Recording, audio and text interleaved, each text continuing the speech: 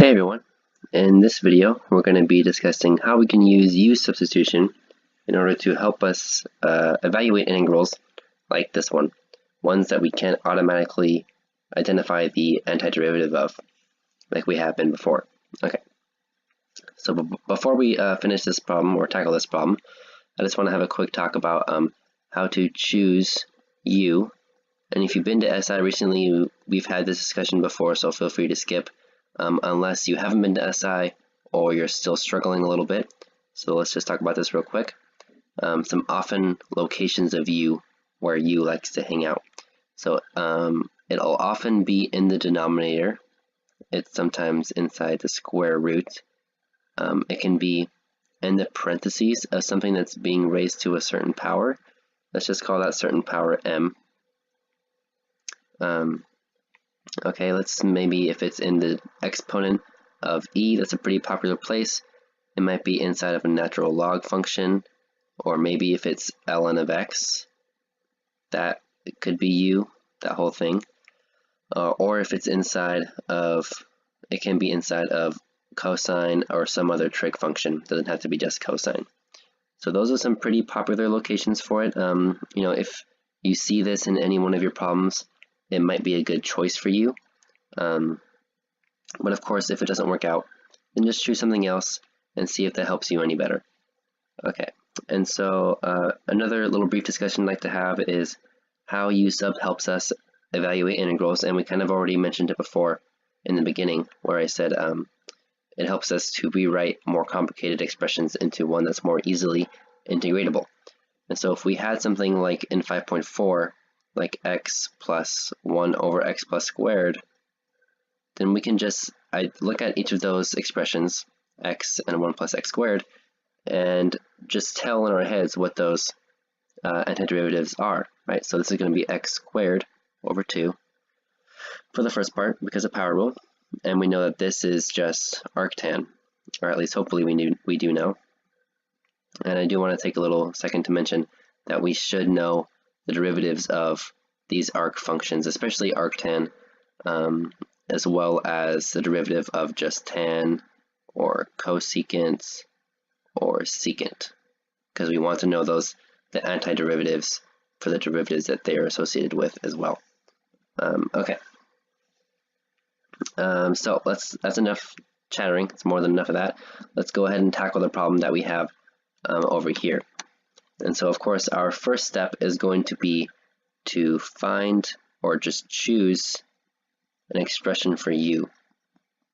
Right, so then let's just consider what the popular locations are, and we see that we have something inside of the cosine function here, so it might be a good choice. So let's say that U equals 1 plus 5t. All right, so I just want to say also that a lot of students, whenever they choose U, they just automatically plug it into the expression. So in this case, we say that U goes inside of cosine, right? And I just want to talk about why this is incorrect, and why there's a couple extra steps before we do this. So what we have here is an expression that we're trying to take the antiderivative of in terms of U, right? We have U in our expression, and here we have dt.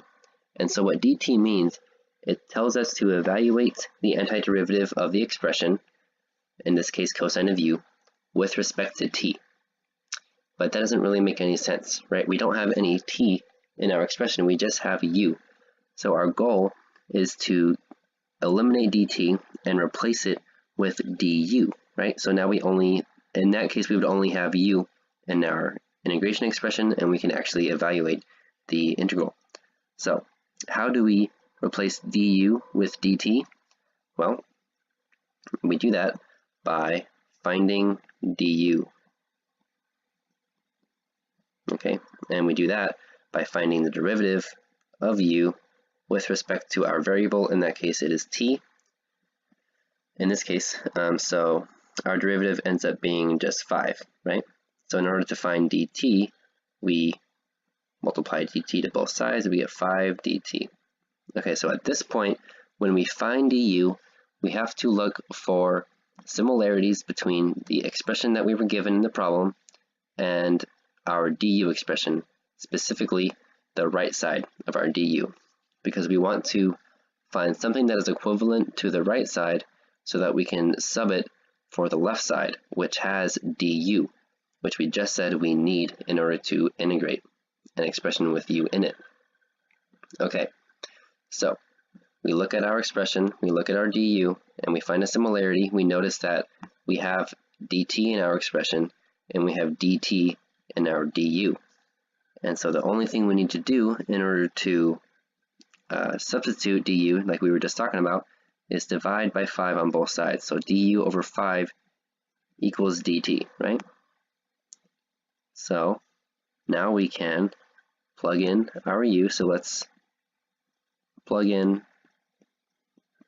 u and du at this point. After we found u and after we found a way to sub in du, we can now write our integral in terms of u.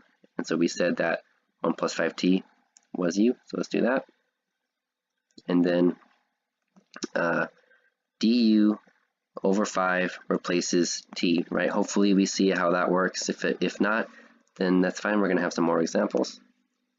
Okay, and now we just evaluate our integral. Evaluate. Okay, so let's not get confused now that it's just a different variable, because that happens frequently as well. If this was all in terms of x, then you would have no problem, but sometimes students have a problem just because it's a different variable, I think.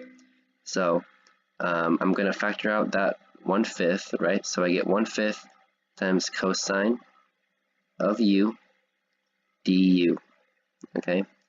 And just like cosine of x, the antiderivative of cosine of u is just going to be cosine of sine of x, right? So 1/5 sine of x, or sine of u, I'm sorry,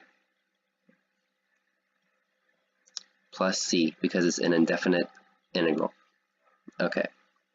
And remember, the only reason we were able to evaluate there is because we had u and du. There was no t, there was no x, no other variable, just u. Okay. So now, now that we have our answer in terms of u, we need to give it back in terms of the original variable. So let's do that.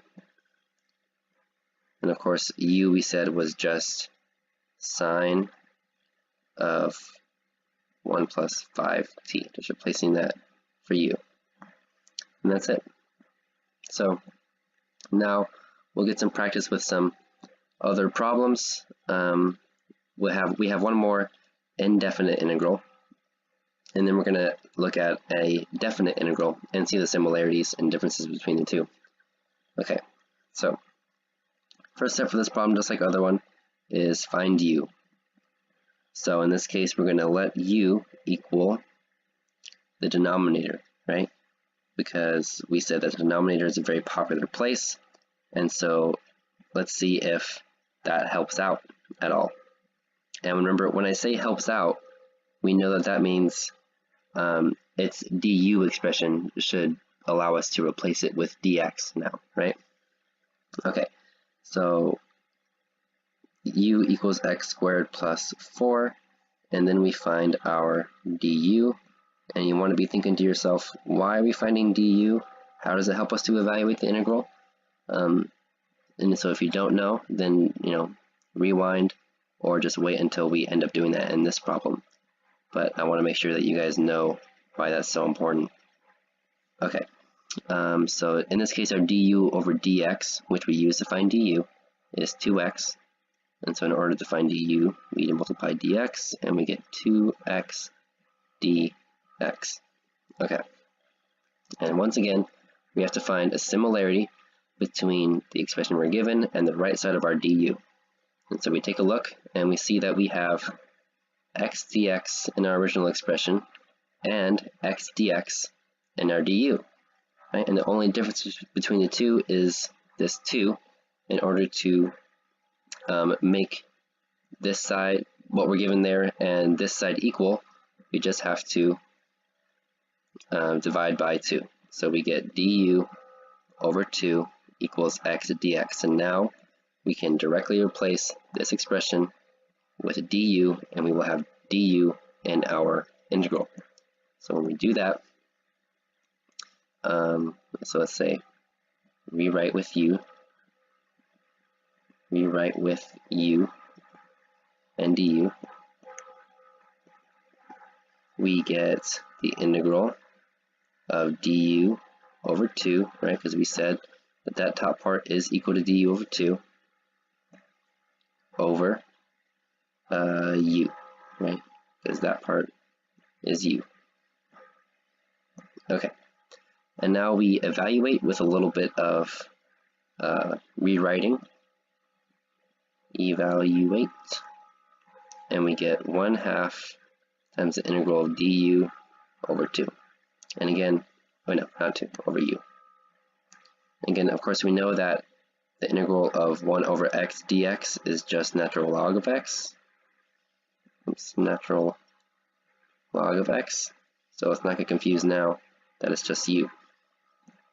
So we evaluate this and we get 1/2 natural log of u plus c, but of course we need to rewrite in terms of our original variable.